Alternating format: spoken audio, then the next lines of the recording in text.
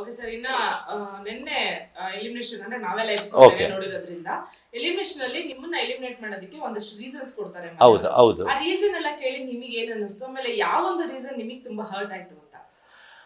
ಅಲ್ಲ, ನಾನು ಟಾಸ್ಕ್ ಆಡ್ತಾ ಇಲ್ಲ, ಆಮೇಲೆ ಏನೂ ಇಲ್ಲ, ಕೆಲಸ ಮಾಡಲ್ಲ, ಏನೂ ಇಲ್ಲ, ಎಂಟರ್ಟೈನ್ಮೆಂಟ್ ಕೊಡಲ್ಲ, ವೇಸ್ಟು ಅದು ಇದು ಅಂತ ಎಲ್ಲ ಹೇಳ್ತಾರೆ. ಆದರೆ ನಾನು ಎಲ್ಲರ ಜೊತೆನೂ ಕ್ಲೋಸ್ ಆಗಿದ್ದೆ, ಎಲ್ಲರ ಜೊತೆನೂ ನಕ್ಕೊಂಡು ಮಾತಾಡಿಸ್ತಿದ್ದೆ.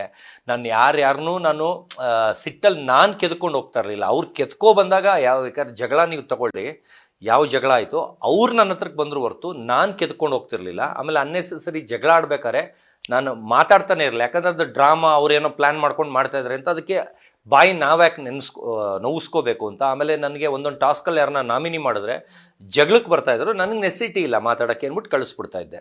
ಅಂದರೆ ನೀವು ಬಡ್ಕೊಳ್ಳೋಂಗಿದ್ರೆ ಬಡ್ಕೊಳ್ಳಿ, ಆಯಿತಾ, ಆಯ್ತು ಹೋಗಿ ಅಂತಿದ್ದೆ. ಯಾಕಂದರೆ ಅನ್ನೆಸೆಸರಿ ಏನಕ್ಕೆ ಜಗಳ ಆಡಬೇಕು, ಅದು ಆಚೆ ಚೀಪಾಗಿ ಅನಿಸುತ್ತೆ. ಇವಾಗ ಅವ್ರು ಮಾತಾಡಿದ್ರು ಅಂದ್ಬಿಟ್ಟು ಇವಾಗ ಅವರೇ ನನಗೆ ಅಭಿಷೇಕ್ ನನಗೆ ನಾಮಿನಿ ಮಾಡ್ತಾರೆ, ನಾನು ಒಂದು ಅಕ್ಷರನೂ ಹೋಗಿ ಕೇಳಲ್ಲ ಅವ್ರ ಹತ್ರ, ಯಾಕೆ ನನಗೆ ಮಾಡಿದ್ರಿ ಅಂತ. ಯಾಕಂದರೆ ಅದು ಪ್ರೊಸೀಜರೇ ಹಂಗಿರೋದು. ಅದು ಇರ್ಬೇಕಾದ್ರೆ ಏನು ಜಗಳ ಆಡ್ಬಿಟ್ಟು ಏನು ಬಂತು, ಇವರು ಒಂದು ಊಸಿದ ಕೆಮ್ಮಿದಕ್ಕೆ ಜಗಳಕ್ಕೆ ಬರೋರು. ನಾನು ಅದಕ್ಕೆ ಚಂದ್ರಪ್ರಭಾ ಕೆಳಗೆ ಕೂತಿರ್ತಾರೆ, ನಾನು ಮೇಲಿರ್ತೀನಿ, ಈ ಅಶ್ವಿನಿ ಆಮೇಲೆ ಅಭಿಷೇಕ್ ಬರ್ತಾರೆ ಜಗಳಕ್ಕೆ. ನನ್ನ ಹತ್ರ ಮಾತಾಡೋಕ್ಕೆ ಮೀಟ್ರ್ ಇರಲ್ಲ. ಅವ್ರೇನು ಮಾಡ್ತಾರೆ, ಚಂದ್ರಪ್ರಭಾ ನೋಡಿಕೊಂಡು ನನಗೆ ಹೇಳ್ತಾ ಇರ್ತಾರೆ. ನಾನು ಅದಕ್ಕೆ ಅವ್ರು ಹೇಳ್ತಾರೆ, ನನಗೆ ಯಾಕೆ ಹೇಳ್ತೀರಿ, ಇವ್ರಿಗೆ ಹೇಳಿ ಅಂತ. ಅವ್ರಿಗೆ ಹಂಗೂ ವಟ ಅಂತಿರ್ತಾರೆ. ನಾನು ಕೇಳಿಸ್ಕೊಳ್ಳೋರ್ಗೂ ಸುಮ್ಮನೆ ಹಿಂಗೆ ಕೂತಿರ್ತೀನಿ. ಎಲ್ಲ ಆದಮೇಲೆ ಮುಗೀತಾ ಅಂತೀನಿ. ಆಮೇಲೆ ಟೀ ಮುಚ್ಕೊಂಡು ಹೋಗಿತ್ತಾರ ಒಂದೇ ಒಂದು ಡೈಲಾಗ್, ಅಂದರೆ ಆ ಥರ ಹೇಳಿರಲ್ಲ, ಒಂದು ಬೇರೆ ರೀತಿಲಿ ಹೇಳ್ಬಿಟ್ಟು ಕಳಿಸ್ತೀನಿ, ಎದ್ರುಕೊಂಡು ಹೊರಟೋಗ್ತಾರೆ. ನನಗೇನಂದ್ರೆ ಇಷ್ಟು ಮಾತಾಡಬೇಕು, ಅದನ್ನು ಇಷ್ಟುದ್ದ ಮಾತಾಡಿ ನಂದು ಟೆನ್ಷನ್ನು ನೆಮ್ಮದಿ ಹಾಳು ಮಾಡ್ಕೊಳ್ಳೋದು ನನಗಿಷ್ಟ ಇಲ್ಲ.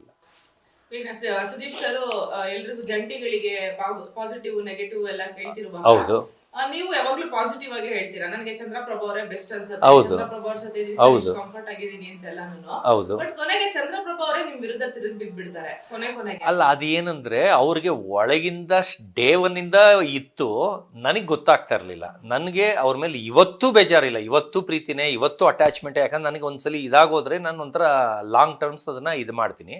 ನಾನು ಇವತ್ತಿಗೂ ಅವ್ರ ಮೇಲೆ ಇಲ್ಲ, ನಾನಾಗಿ ಹೋಗಿ ಮಾತಾಡಿಸ್ದೆ, ತಿರ್ಗಾ ನಾನೇ ಇದು ಮಾಡಿದೆ. ನಂದು ಅವ್ರದ್ದು ಅಟ್ಯಾಚ್ಮೆಂಟ್ ಇದೆ. ಅಂದರೆ ಇವ್ರೇನಂದರೆ ಇವ್ರದ್ದು ಟೆಕ್ನಿಕ್ ಇವರೆಲ್ಲ ನೋಡ್ಬಿಟ್ಟಿದಾರಲ್ಲ, ಹಿಂಗೆ ಮಾಡಿದ್ರೇ ಇಲ್ಲಿ ಪ್ರೋಮೋ ಇದಾಗೋದು, ಕಟ್ಟಾಗೋದು, ಅದಾಗೋದು, ಇದಾಗೋದು ಅಂತ ಇವ್ರು ಅದನ್ನು ಬೇಯಿಸ್ತಾ ಇದ್ರು. ಆದರೆ ನನಗೆ ಅದು ಅರ್ಥ ಆಗ್ತಾ ಇರಲಿಲ್ಲ, ನಾನು ಹೊಸಬ ಇದಕ್ಕೆ, ಯಾಕಂದ್ರೆ ನಾನು ಅಷ್ಟೊಂದು ಇವ್ರ ಥರ ಪಳಗಿಲ್ಲ. ಅದೇನಾಗೋಯ್ತು, ಬರ್ತಾ ಮಿಸ್ಯೂಸ್ ಮಾಡ್ಕೊಳತ್ತೀನಿ ಅಂತ ಗೊತ್ತಾಯ್ತಲ್ಲ, ಅವಾಗ ನಾನು ಒಂದು ರೈಸ್ ಆದೆ ಅವ್ರಿಗೆ. ಅದಾದಮೇಲೆ ಟೇಪ್ ಕಟ್ಟಿಂಗ್ ಇದು ದಾರ ಕಟ್ ಮಾಡೋ ಟೈಮಲ್ಲಿ ರೈಸ್ ಆದೆ. ಅದಾದ್ಮೇಲೂ ಅವ್ರ ಹತ್ರ ಕ್ಲೋಸ್ ಆಗಿದ್ರು ಆಮೇಲೆ ಬರ್ತಾ ಇದ್ದಿದ್ದೆಲ್ಲ ಡ್ರಾಮಾ ಅಂತ ಅನ್ನಿಸ್ತು. ಯಾಕಂದರೆ ಒಂದೊಂದ್ಸಲಿನೂ ನನ್ನ ಕಿಂಡಲ್ಲಾಗಿ ಮಾತಾಡೋದು, ಕುಗ್ಗ ಥರ ಮಾತಾಡೋದು, ಚೀಪಾಗಿ ಮಾತಾಡೋದು ಮಾಡ್ತಿದ್ರು. ನಾನು ಕೂಲಾಗೇ ತೊಗೊಳ್ತಿದ್ದೆ, ಯಾಕಂದರೆ ಮಾತಾಡಲಿ, ಏನೋ ನನ್ನ ಹೆಸರು ಹೇಳ್ಕೊಂಡು ಎಂಜಾಯ್ ಮಾಡ್ತಾರೆ, ಮಾತಾಡಲಿ ಅಂತ ಬಿಟ್ಟೆ. ಆಮೇಲೆ ಲಾಸ್ಟಲ್ಲಿ ನನಗೆ ಇವಾಗ ಹೊರಗಡೆ ಬರೋ ದಿವಸ ಅವ್ರು ಬಂದು ಎತ್ತಿಕ್ತಾರಲ್ಲ, ಆ ಕಾರಣ ಕೊಡ್ತಾರಲ್ಲ, ಅದು ನನಗೆ ಇಷ್ಟ ಆಗಲಿಲ್ಲ. ಓಕೆ ಸರ್, ನಾನು ಅಂದರೆ ನೀವು ಇವಾಗ ಮಾತಾಡ್ತಿರೋದೆಲ್ಲ ಕೇಳಿಸ್ಕೊತಾ ಇದ್ರೆ, ಅಂದ್ರೆ ನೀವು ಬಿಗ್ ಬಾಸ್ಗೆ ಬೇಕಾಗಿರುವಂತಹ ಪರ್ಸನಾಲಿಟಿಗೆ ಅಂದ್ರೆ ನೀವು ರೆಡಿ ಆಗಿರ್ಲಿಲ್ವಾ? ತುಂಬಾ ಪ್ರಿಪೇರ್ ಆಗಿದ್ದೆ, ಅವ್ರು ಎಲ್ಲಾರ್ಗಿಂತ ಪ್ರಿಪೇರ್ ಆಗಿದ್ದೆ. ನಾನು ಫುಲ್ ಗೆಲ್ಲೋವರೆಗೂ ಇರಬೇಕು, ನಾನು ಸೋಲ್ತೀನಿ ಅಂತಾನೆ. ಈಗ ನಾವು ಗೆಲ್ತೀನಿ ಅಂತ ಹೋದ್ರೆ ಹಾತ್ರದಲ್ಲಿ ಏನೋ ಮಾಡಕ್ ಹೋಗ್ಬಿಟ್ಟು ಎಡವಟ್ ಮಾಡ್ಕೊಬಿಡ್ತೀವಿ.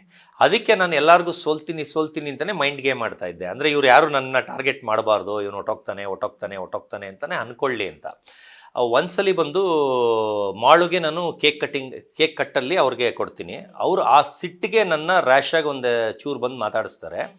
ಅದರ ಸಿಟ್ಟಿಗೆ ಅವರು ನನ್ನ ಆಟದಿಂದ ಹೊರಗಿಡ್ತಾರೆ.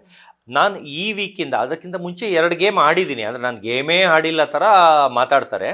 ಅದು ಮಿಕ್ಕಿದ ಗೇಮ್ ಏನಕ್ಕೆ ಆಡಿಲ್ಲ ಅಂದರೆ, ಒಂದು ಡ್ರಮ್ದು ತುಂಬ ಕಷ್ಟ ಆಯಿತು, ಯಾಕಂದರೆ ಬಿದ್ದರೆ ನಮ್ಮದು ಟೊಳ್ಳು, ನಾವು ಫ್ಲೆಕ್ಸಿಬಲ್ ಇಲ್ಲ. ಅದರಿಂದ ಅವರು ಮಂಡಿ ನೋವು ಅಂತ ಚಂದ್ರಪ್ರಭಾ ಅವ್ರು ಹೇಳ್ತಾ ಇದ್ರು. ಆ ರೌಂಡ್ದು ಅದು ಬಿದ್ದರೆ ಸರ್ ಹೆಚ್ಚು ಕಡಿಮೆ ಆಗುತ್ತೆ, ಅದೊಂದು ಬೇಡ ಅಂತ ನಾನೇ ಹಿಂಜರ್ದೆ ಆ ಒಂದು ಗೇಮ್ಗೆ. ಅವ್ರು ಹೋದ್ರು, ಅವರು ಎಲ್ಲ ಏಟ್ ಮಾಡ್ಕೊಂಡ್ರು. ಅಂದ್ರೆ ಅವ್ರ ವೆಯ್ಟ್ಗೆ ಅದು ಏನಾಗಿಲ್ಲ, ನಾವು ಬಿದ್ದಿದ್ರೆ ಏನಾಗ್ತಿತ್ತೋ ಗೊತ್ತಿಲ್ಲ. ಅದರಿಂದ ಅದೊಂದು ನಾನು ಅವಾಯ್ಡ್ ಮಾಡಿದೆ. ನೆಕ್ಸ್ಟ್ ವೀಕಿಂದ ಎಲ್ಲ ಗೇಮ್ ಮಾಡೋಕ್ಕೆ ನಾನು ರೆಡಿ ಇದ್ದೆ. ಏಕ್ದಮ್ ಮಾಳು ಏನು ಮಾಡ್ತಾರೆ, ನನ್ನ ಹೊರಗಿಡಕ್ಕೆ ಇಷ್ಟಪಡ್ತೀನಿ ಅಂತ ಹೇಳ್ತಾರೆ. ಅವಾಗ ನಾನು ಫೀಲ್ ಮಾಡಿಕೊಂಡ್ರೆ ಅವ್ರು ಖುಷಿ ಆಗ್ತಾರೆ. ಅದಕ್ಕೇನು ಮಾಡ್ತೀನಿ, ಸೋಫಾ ಮೇಲೆ ಕುಟ್ಕೊಂಡು ಒಳ್ಳೇದಾಯ್ತು ಬಿಡು, ಒಂದು ವಾರ ರೆಸ್ಟಲ್ಲಿರ್ಬೋದು ಅಂತ ನಕ್ಕೊಂಡು ಹೇಳ್ತೀನಿ. ಅದು ಆಚೆ ವೈರಲ್ ಆಯ್ತಂತೆ. ಅಂದರೆ ಇವ್ನಿಗೇನು ಆಡೋಕ್ಕೆ ಇಷ್ಟ ಇಲ್ವಾ ಆ ಥರ ಏನೋ ವೈರಲ್ ಆಯ್ತಂತೆ. ಆಚೆ ಅಲ್ಲ, ಮನೆ ಒಳಗಡೆನೆ viral ಆಯ್ತು. ವೈರಲ್ ಆಯಿತು. ಅದು ನಾನು ನೋಡಿಲ್ಲ, ಇನ್ನೂ ಹೋಗಿ ನೋಡಬೇಕು.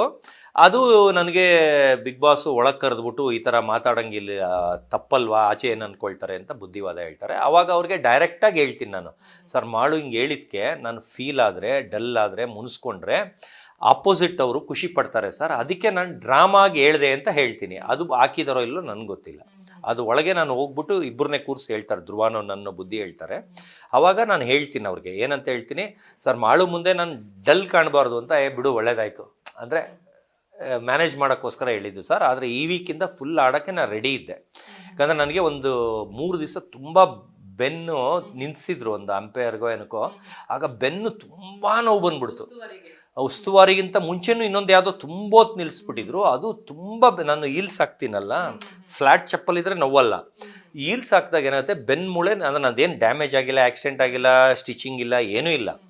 ಆದರೆ ನಿಂತಿದ್ದಕ್ಕೆ ಅದು ಈಲ್ಸ್ಕೋ ಏನೋ ಫುಲ್ಲು ಬೆನ್ನು ನೋವು ಬಂದ್ಬಿಡುತ್ತೆ. ಅದೇನಾಗುತ್ತೆ, ಕಂಟಿನ್ಯೂ ಆಗುತ್ತೆ. ನಂದು ಪೇಯ್ನ್ ಕಿಲ್ಲರ್ ಟ್ಯಾಬ್ಲೆಟ್ಟು ಕೇಳ್ತೀನಿ, ಅವ್ರಿಗೆ ಅರ್ಥ ಆಗದೆ ಒಳಗೆ ಕಳಿಸಲ್ವೋ ಏನೋ ಗೊತ್ತಿಲ್ಲ. ಒಂದು 3-4 ದಿವಸ ಪೇಯ್ನ್ ಹೆವಿ ಆಗಿಬಿಡುತ್ತೆ, ಆಮೇಲೆ ಕಳಿಸ್ತಾರೆ. ಆಮೇಲೆ ನುಂಗಿದ ತಕ್ಷಣ ಸರಿ ಹೋಗುತ್ತೆ. ಆಮೇಲಿಂದ ನಾನು ಈ ವೀಕ್ ಎಲ್ಲ ಗೇಮ್ ಆಡೋಣ ಅಂತ ರೆಡಿ ಆಗ್ತೀನಿ. ಅದೇನಾಗುತ್ತೆ, ಅಷ್ಟರಲ್ಲಿ ಇವರು ನನ್ನ 1 ವೀಕ್ ಲಾಕ್ ಮಾಡಿಬಿಡ್ತಾರೆ. ಅದು ನೀವೇ ಮುಂದಿಂದೆಲ್ಲ ನಿಮಗೆ ಗೊತ್ತು.